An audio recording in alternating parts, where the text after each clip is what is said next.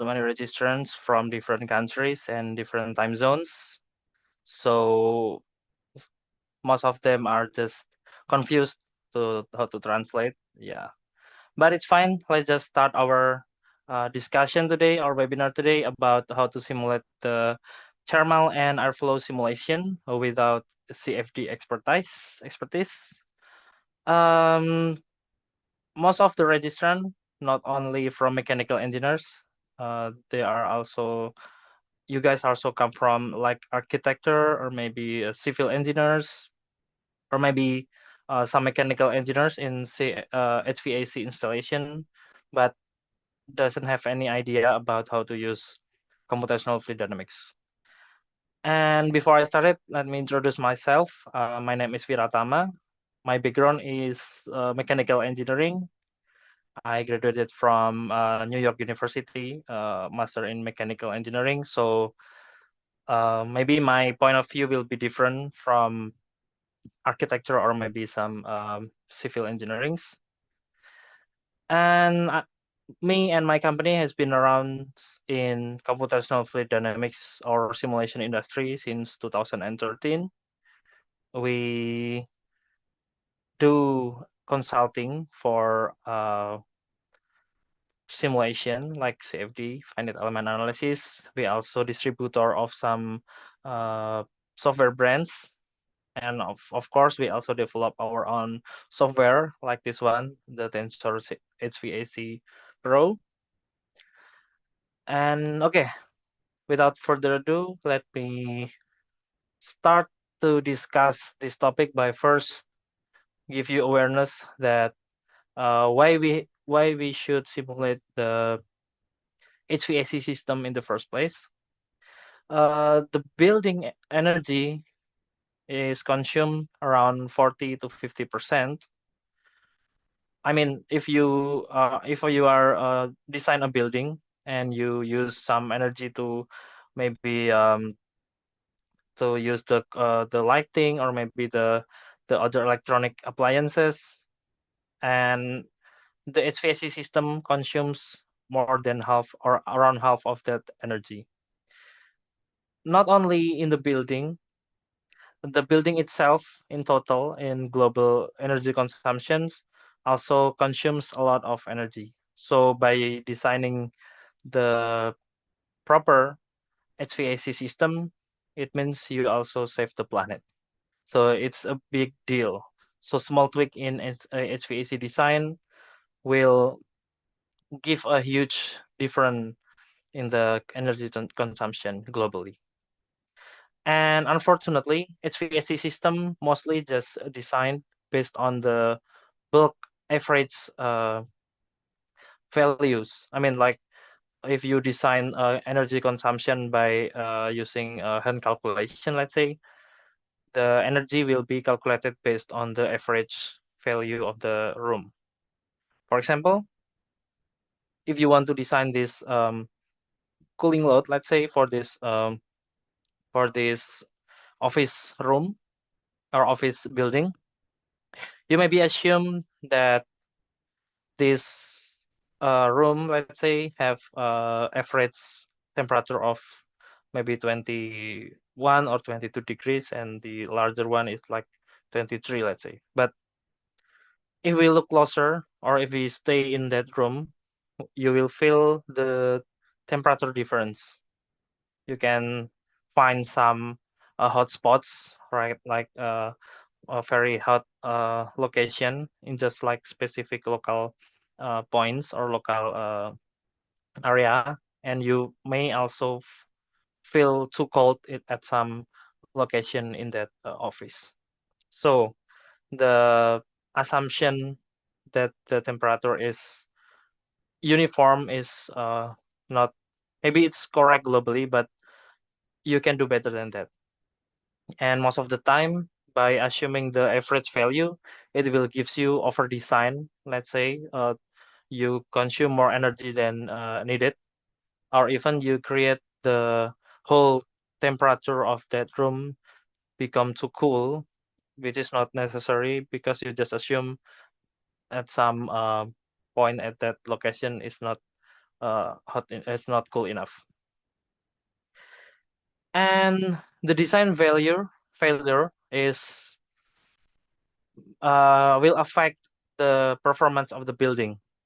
At first, you cannot predict the comfort zones or the maybe the air aids, the distribution of the, let's say, the pollution or the CO2 in that building by using some average value or maybe the temperature like I said previously.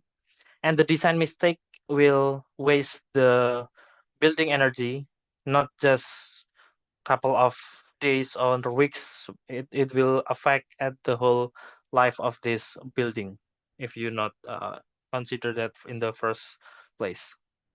And it will lead to client complaints, let's say. So it will harm your reputation as consultant or maybe as the contractor, or it it may even not comply some building standards.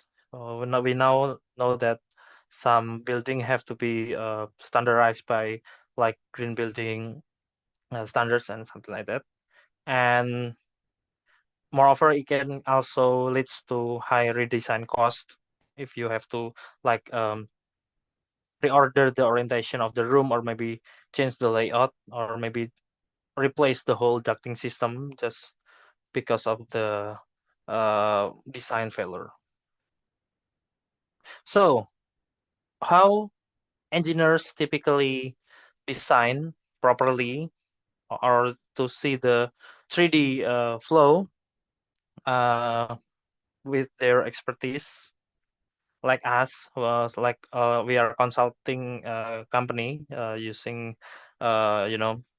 which have so many projects in building and HVAC design. We use we use the tool known as the computational fluid dynamics. So you have to, if you are dealing with fluid dynamics and heat transfers, you will have to deal with some complex partial differential uh, nonlinear equation like this Navier-Stokes equation or maybe continuity equation. Of course, I will not discuss this during this webinar because, as I promised at the title, it will be non CFD expert. But you can imagine how complex engineer have to solve some complex equations, and uh, then the idea is to solve that complex equation using discretization method. So we discretize the geometry.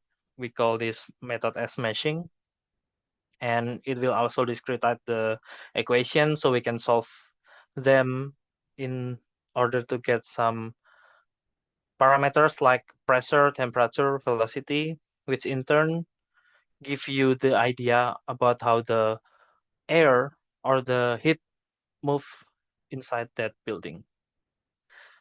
Sounds quite fancy, quite advanced, and yes, it is actually quite hard to understand. So some companies have to hire like master degree or maybe PhD in mechanical engineering to use this software.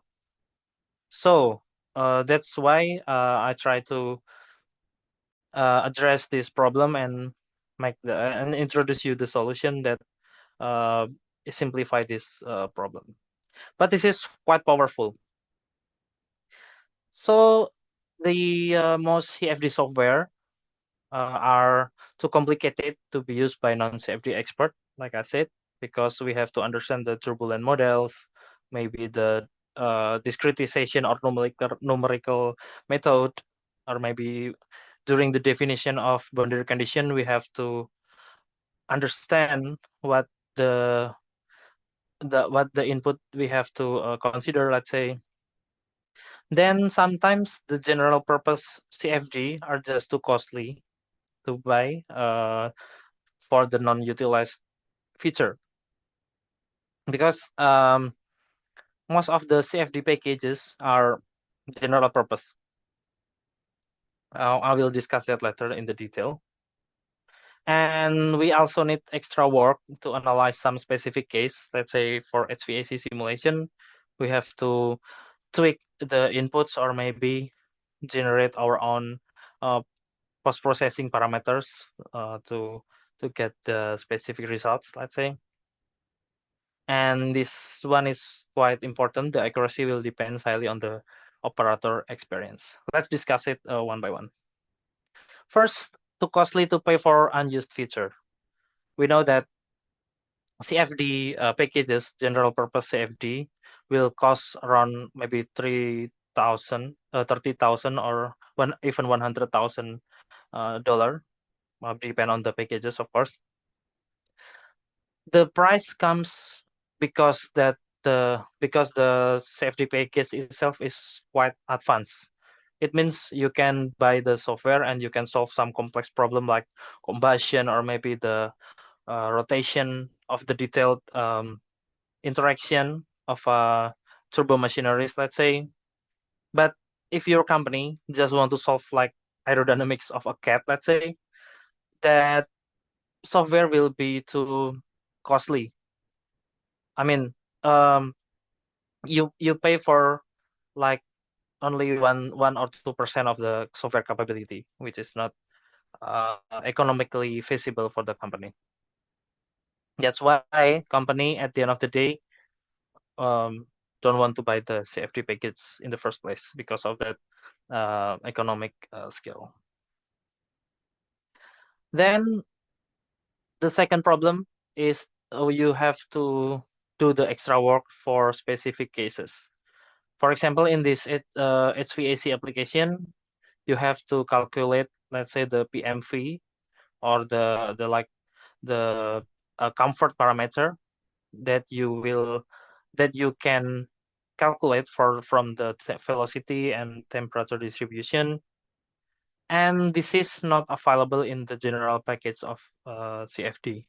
So from the CFD simulation, which costs like 30 to $100,000, you can only get the velocity and temperature, and you have to convert it by yourself, maybe in Excel or maybe in using like user-defined function to get the, let's say, the PMV. So that's the other thing you have to do if you use the general purpose CFD. Then, yeah, this is the biggest problem maybe related to the practicality of CFD.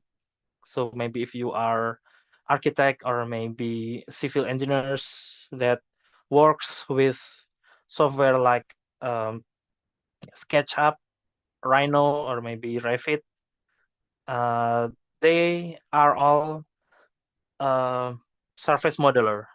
It means that they design the 3D model by utilizing the surfaces. So it is not literally a solid model. They are different from SolidWorks or maybe CATIA or some 3D software like Autodesk Inventor or Fusion 360. They are literally solving the 3D model. But by using the software like Revit or maybe SketchUp, you can only design the surface model, which is quite useful because it can handle a large problem like a large building. But to do the simulation with that surface model will be very challenging or even impossible for commercially available CFD products.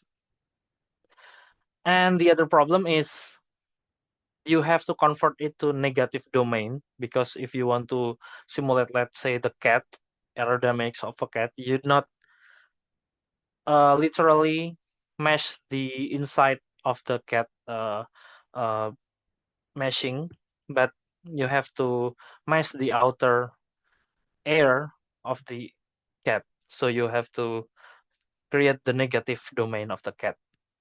So that's the other problem. You can maybe easily generate that by using SolidWorks or Inventor if you are expert mechanical engineer in doing CAD modeler. But for some architect or civil engineers that not using the 3D modeler or maybe the SketchUp, it will be very hard to understand or to do. that tasks. And lastly, you have to do extensive geometry cleanup. So let's say you are using Revit with geometry libraries like the windows or maybe doors or some furnitures. You will have very specific details like the handles or maybe the like the bars that very small and detailed. This is the huge problem for the CFD uh, meshing. So yeah, at the end of the day, you have to clean up everything to remove everything, the detail, in order to get the simulation done. And that takes maybe like 80% of time you have to spend in the whole CFD work. So you can still have get the result, but you will waste like 80% of your time just to doing the geometry cleanup. Okay, lastly, the accuracy of the result will highly depend on the operator experience.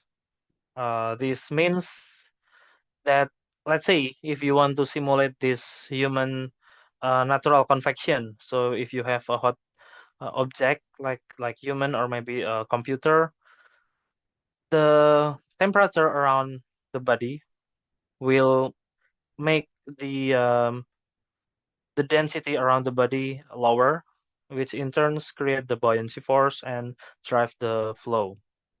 If you don't understand that phenomenon in the first place, you will not input the setup for the like the buoyancy force or maybe the density, and then you maybe don't have any idea how to model the density change, like it will follow the ideal gas equation or Bose-Einstein equation. Yes, too many questions to answer just to model this natural convection.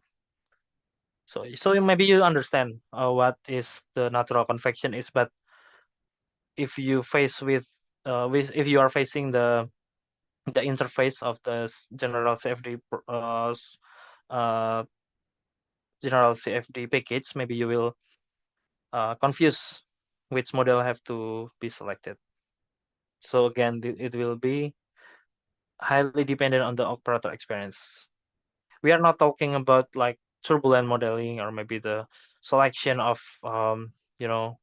computational method and anything else that will make the situation even worse.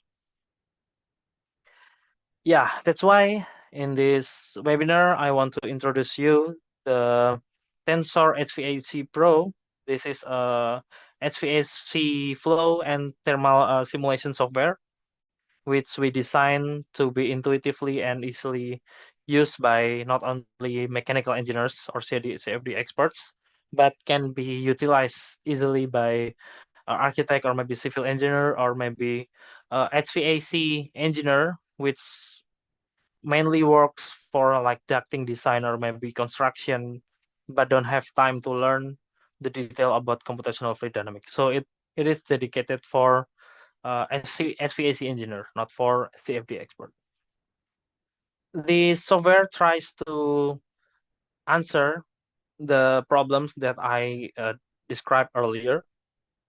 So the most important uh, feature that Tensor HVAC Pro has is the highly compatibility with the popular architecture, uh, architecture, construction and engineering software or ICE like SketchUp or maybe Revit. So you can easily, as long as that software can export to the STL format, it will be no problem. And as far as I know, every popular 3D modeler software can export to STL, even FreeCAD or maybe, of course, like SolidWorks, Inventor, or Fusion 360 can easily export to STL, especially for surface modeler like Revit or maybe SketchUp or Rhino. It will be uh, super easy to export to STL format because the modeling itself is based on Surface Modeler. And we also design the software as simply as straightforward as possible. Let's say to define the inlets, we have to, or maybe the objects, we just need to input the temperature or maybe the velocity. It's quite straightforward. You don't have to worry about you don't have to worry about selecting the turbulent model or maybe the computational setup or maybe the natural convection or maybe the external wind. You don't have to worry about that. So the software will handle that behind the GUI, so we can make your life easier and focus on your own project. And the meshing and the computational setup will be everything is automated. Let's say if you want to mesh this kind of office room with some detailed computer or maybe the plans or some furnitures, you don't have to make the adjustment like the refinement region, the some refinement uh, at some specific objects. The software will be automatically detect which object have to be refined without sacrificing so many computational effort. And let's say for this external flow problem, for this church aerodynamic, you don't have to define or to differentiate between the inlet of the internal air conditioning unit and also the external flow. You can just uh, do it by some couple of clicks, so you don't have to worry about how to separate the inlet of the air conditioning unit and also external flow. And much more. We also provide some automated unit conversion, CFM calculator, heat calculation, and much more. Yeah, and this is maybe one important thing that you have to understand. Because of its simplicity, it doesn't mean that the software is also have like a simple solver. It's actually have advanced CFD solver under the hood, which is the OpenFOAM. OpenFOAM is well-known open source CFD software, which have biggest like the user base. So it will always update like quarterly. You can solve some complex problem with this software. But the problem with the OpenFOAM is the user interface that cannot easily be understand even by the experienced CFD users. So yeah, this piece is under the hood of our simple software. So it's not actually that simple, the software. Just we try to utilize this advanced CFD solver under the hood. So you don't have to worry about the accuracy or validation because OpenFOAM is quite popular. You can easily find some validation case studies or maybe publication related to HVAC or other CFD case. So yeah. Okay, maybe to give you better idea about the detail of this software, I will do some simple demo by okay, let me first share my whole screen so you can. Here we go. This is the Tensor HVAC Pro 2026. Actually, we will launch this in December. And the good news is you can also access this software, the free version. Uh, that I will share you the link maybe later. And yeah, this is the user interface of our software. So firstly, you can create your project, let's say trial one, and you define your path location. Let's say here. Oh, I already have trial one, or maybe let's make it trial two. Or you can open the existing project, of course, but I will create the new one. Here we have dedicated geometry preparation software called Tensor CFD Pre, and we can open STL. So the geometry or the project is mainly defined by STL geometries. Let me import some model that I've already prepared. Of course, I will share this STL if you want to try by yourself after this webinar. So this is actually the solid model we have. I will hide the ceiling so you can see the model. This is a solid model.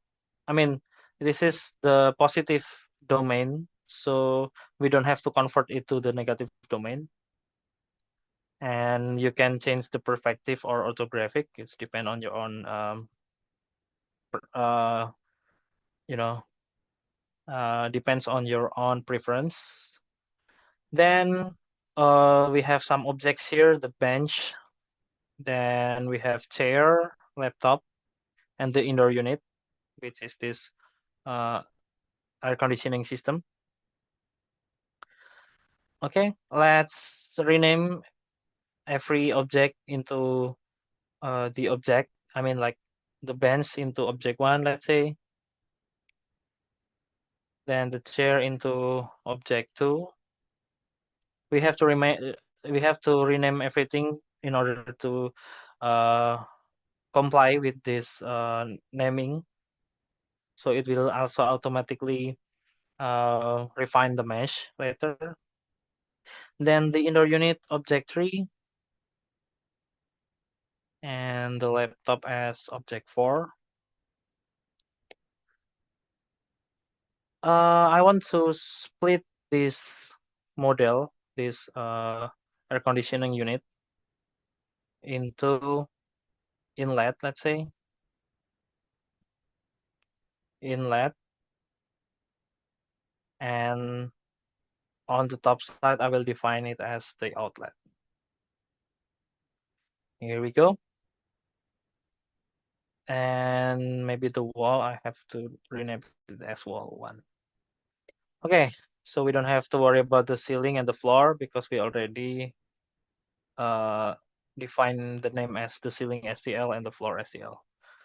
So if you have the STL file from your clients, let's say, and they forget to export in the meter unit, you can easily scale here, or maybe you can translate or rotate if necessary.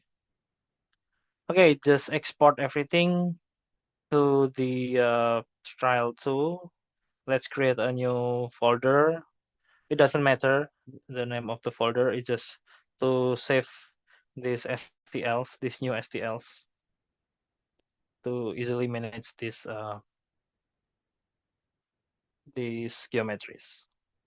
Okay, let's close and then we import the geometry that we already exported. And we can refresh the list to check that the geometry is imported.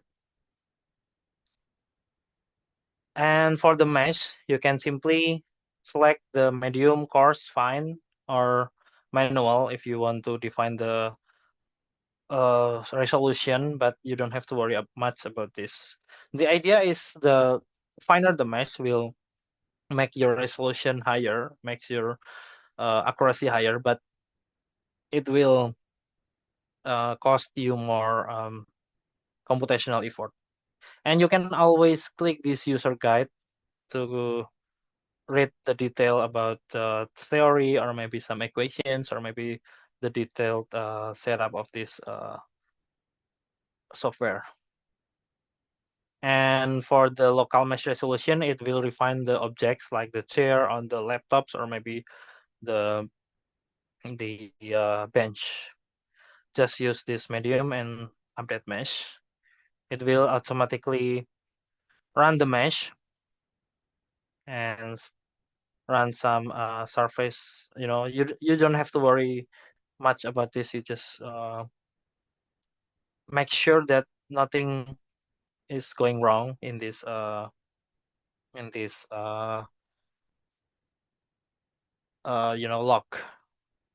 And if anything wrong, you can actually just click this help and go to the user guide or theory guide, and you may find some useful explanation or maybe troubleshooting inside that website. Okay, after everything done, it's quite fast actually. You can just click the check mesh and it will automatically opens the mesh inside this paraview. And we can check it by change to the wireframe. And here we go. Oops, I think we lost our chair. Maybe the mesh resolution is not good enough, but yeah, I think it's fine.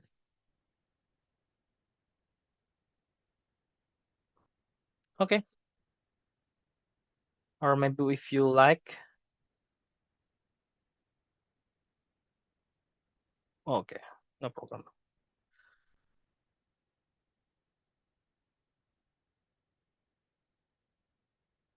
Okay, maybe we just ignore that. Oh, sorry. I think I forget to change the number of object because we have 4 objects. So we have to change the object to 4.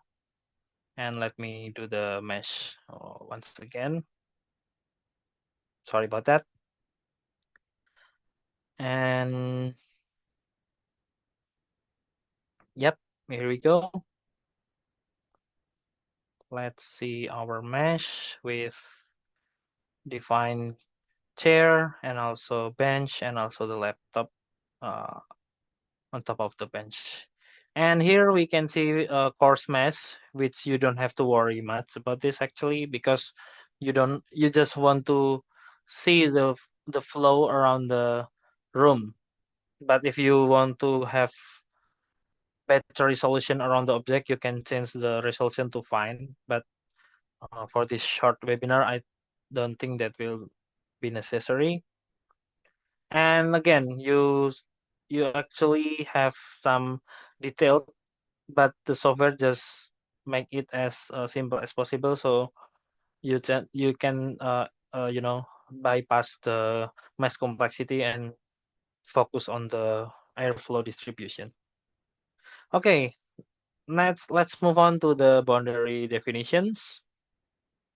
Here we have the inlet one, and let's define the velocity, which are in the z direction and minus y direction.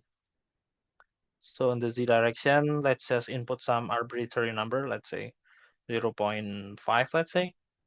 But if your data is not in the meter per second, let's say, you just can simply uh, you can just simply change the units. And if your data are on the CFM, let's say, you can just click this calculator and you can simply calculate the CFM here based on the dark shape, the units, and the other inputs. But here we have the inlet velocity and the temperature for the inlet. Let's say we change to the Celsius. Let's say our air conditioning unit set to 20 degrees Celsius. We don't have the external wind, so we just uncheck this. Then we have 4 objects here. And the fourth object was the laptop. So I want to make the laptop have some temperature. So here You can actually use this driven temperature. It means that the temperature will be driven by the surrounding. So let's say if the surrounding has temperature of like 26 Celsius, your object will also driven by that 26 degrees Celsius. But if your object like the laptop has some temperature, let's say for 50 degree, I just put some random number, it will be have its own value. You can also input the temperature gradient. It will be depend on the heat flux. Let's say if you have like the radiation from the sun, you can use the temperature gradient. If you don't have any idea how to calculate them, again, you can just simply click here. So to get some values and some calculator to calculate this number. But yeah, just use this fixed temperature. And for the floor and the ceiling, just make it driven. Again, if you want to consider the sunlight and that creates some heat flux in your ceiling, maybe you can use the driven. And the walls, let's say we have some flux from the outside, maybe from the outside temperature, or maybe the sun radiation. You just like input like 10 temperature gradient. You just we just input some random number to make it interesting. Okay, don't forget to update the boundary conditions. And I have to tell you that this software is based on folder update. So every time you update, the folder inside this trial 2 will also update. So you don't have to save or undo or redo everything because it will automatically update. So you don't have to worry about forget to save or anything like that. Okay, let's move on to the general setup.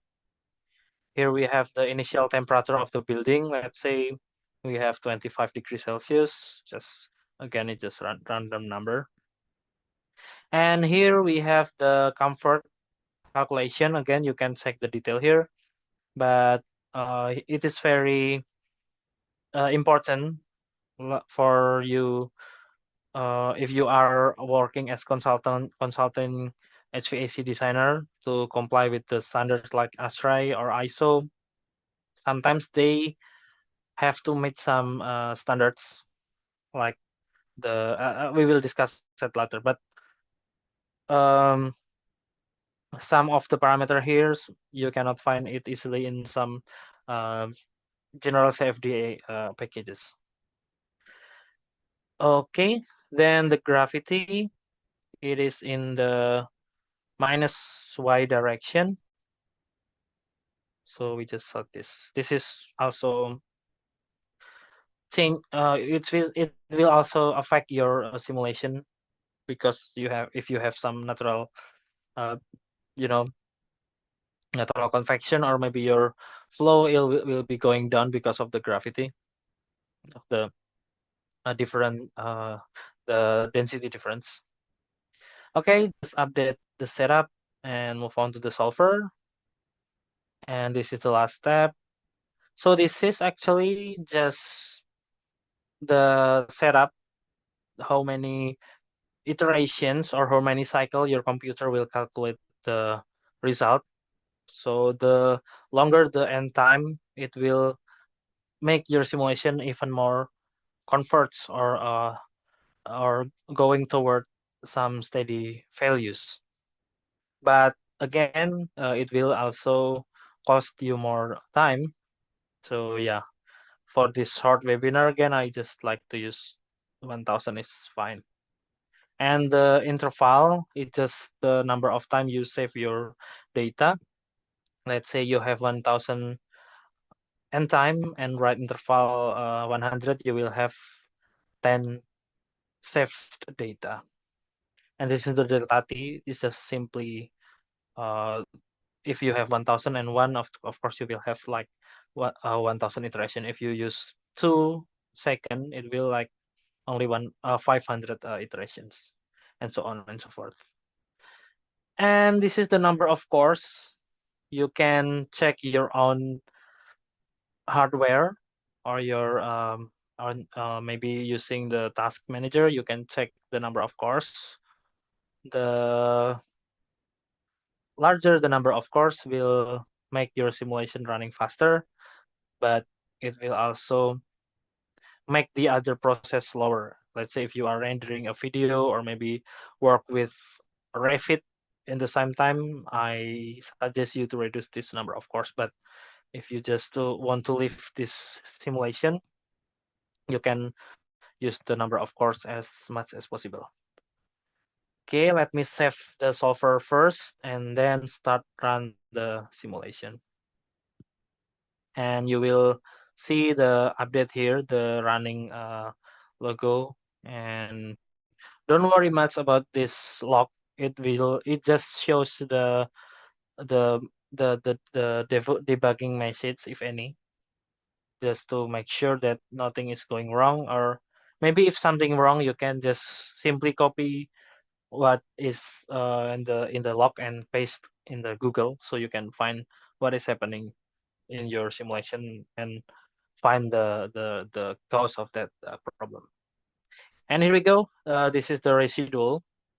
So residual is simply means how many numbers behind zeros.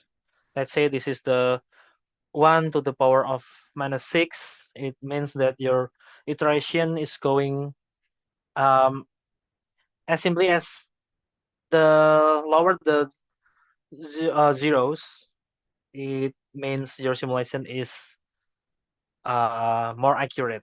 It's like 0.00001. You have you just have to make sure that the simulation is not going up to the value of 0 or 1 or 2 on or above that zero line. That means that your simulation is not correct. It's maybe your boundary condition setting, let's say, maybe the inlet direction or maybe some geometry error, but I don't think that will be the case for this simple case. You can also check the other parameters.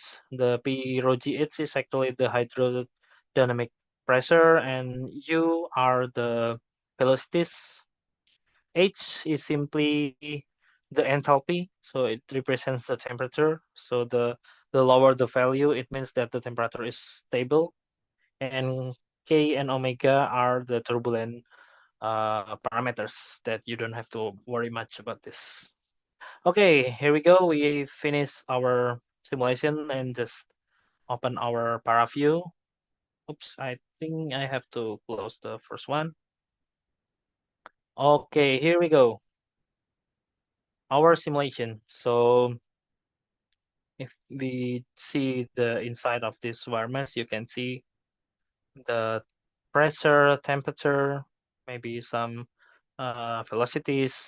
But let me first generate the um, oops, generate the smoother uh, legends by generating this create shallow point filtered area, and you will get some new smoother parameters here. And in order to see what's happening inside this uh, room or this area, let me make a new slice plane here in the y direction. And here we go. We can see this pressure distribution. You can change the time because we only run to the 1000. You will get the maximum value of 1000. And let's see the other parameters. First, the temperature. Here we go. We have very cold temperature around this chair and desk, but we have a hot temperature on the other side of the room, which is not okay. But again, it's just for demonstration purpose. Then let's see the velocity. Here we go. We can see high velocity nearby the chair, which makes you feel cooler. But if it's too fast, it will be too cool, and it's also not okay. And we don't just judge the simulation based on these standard parameters like the temperature and velocity. We also have some other parameters, but I will not discuss in the detail. Maybe we will discuss this detail in the next webinar. First is the PMV, or predicted mean flow.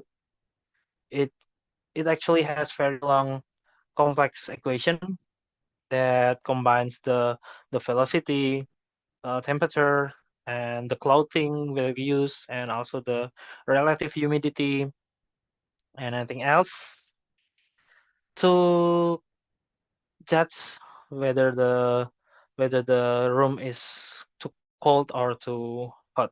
You can see the indicator here. If the value is 0, it indicates the comfort zone. So if you have positive value, 3 is indicates the hot zone, and -3 indicates the cold zone. And this is also very crucial for the standardization like ASRAE or ISO. You have to make sure that the the every every space in the room have to have the PMV value around 0.5 to minus 0.5. And again, you can not do this easily by commercially available CFD software. And the second parameter is the PPD, or predicted percentage dissatisfaction. It is uh, calculated from the PMV. It like it's like predicted the, let's say we have 100% in the room, so it will predict how many percent the people that dissatisfied in that room of that because of the climate. So PMV, PPD, we also have the draft rate. Draft rate is just simply define how our body feels the velocity around us. If the velocity is high, the draft rate is also high. The RH, this is also very crucial. You have to make sure that every room have fairly distributed RH. The red zone here indicates that the RH is too old. So it means that maybe if you have some pollution, or maybe CO2, or maybe some other gases that is maybe poisonous. If the RH is too high, maybe they will accumulate in that room, and uh, again that is a not good design. Okay, let's see those parameters here. First is the draft rate. Here we can see the high value around this chair, which is not okay for the worker who stands or sitting here. The PMV, here we go. We have some comfort zone, but unfortunately, around the man here is minus 2.8. Oh, it's minus 0.2 or 0.3. Let's see. Is it still? Yeah, it's still in the standard. So yeah, that's fine because our maximum is 0.5.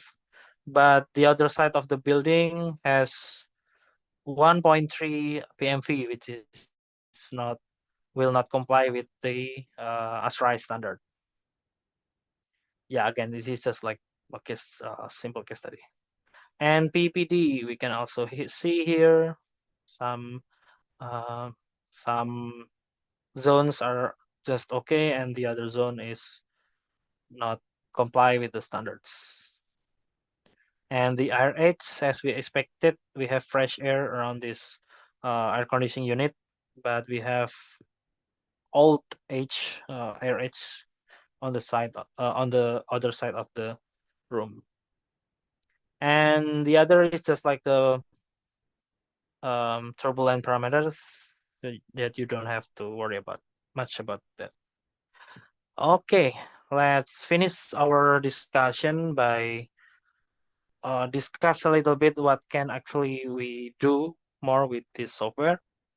So we by this setup, this software, we can do some analysis tasks not only for indoor office like our simple setup, but of course, first we can do the office simulation for some large building, complex, maybe hundreds of chairs or hundreds of benches without any problem with the meshing, with the running time, and anything else.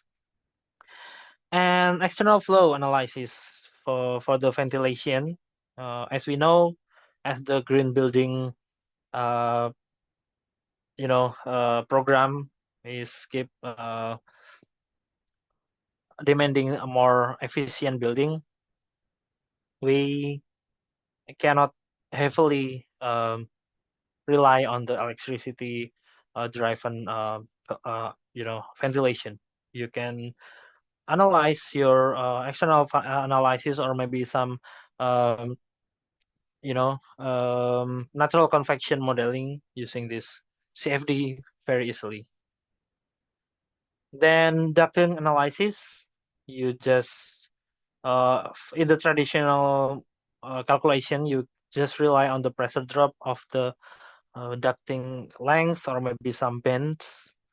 But by using this CFD, you can actually literally solve the detail of the airflow. Let's say for this uh, complex branch here, or maybe the branch that are followed by the bends that maybe your 2D analysis is oversimplified. But by using this simulation, you can get the actual flow and actual interaction between the flow. And engine room design. This is very common in the maritime industry. If you have a vessel with some engines, maybe the secondary engine or maybe some genset unit, or even if you have building with some genset units, you have to make sure that the genset is not heating up the room. And data center. This is very popular topic right now. And the HVAC design of data center is gaining its complexity based on their, like more complex rack system, or maybe you have to save a lot of energies. We know the concern of one of big concern of data center is its energy consumption because of its temperature or maybe the heat management. And again, you can easily design this HVAC data center system by using this Tensor HVAC Pro software. Electronic cooling, it is also similar with HVAC. You can design the complex electronic parts like the transistors or maybe some connectors easily by using this robust mesh strategy. And yeah, and the best part from all of this discussion is the uh, price of the software is only 800 US dollar annually. So you can also uh, purchase the monthly subscription with only like 80 US dollar. So yeah, compared to general purpose CFD, it is much more affordable, especially if you are like independent consultant or maybe contractor that have seasoned projects like once a year or maybe twice a year. By a full package CFD solver will have very long break-even points for your investment. And lastly, our developer team also always update the tutorials in our YouTube channel that is freely available. If you want to learn more about specific case about the external flow, internal flow, and maybe we can make some other specific case studies based on your request. And we also have websites that always update with some details about the troubleshooting or maybe some uh, theory guides. And our company also provide some customized training. If you need some specific case training, we can also help you with that, whether it is online or maybe in person in your company. And lastly, from me, you can please try the free version of the software. You just check our website and at tensorhvac.com, and you can click the software and you simply click free trial to get the free version of the software. And the free version is lifetime, so you don't have to worry about submitting your student identity or something like that. Yeah, you just simply download the free trial, but it will be limited for the only for course mass and single objects or inlets, or maybe and you can only use the two cores to run the simulation. I think that's all from me. Thank you for attending this webinar. Or maybe if you have any question, please raise your hand. Or if not, you can always contact me in our website at tinsorhvac.com. Okay, I don't think any of you have questions, so I will close this session again. Thank you so much to join this event, and I I think I will make another webinar every month. So see you in the next webinar. Thank you, and good night, good morning, and depends on your time zones. Bye.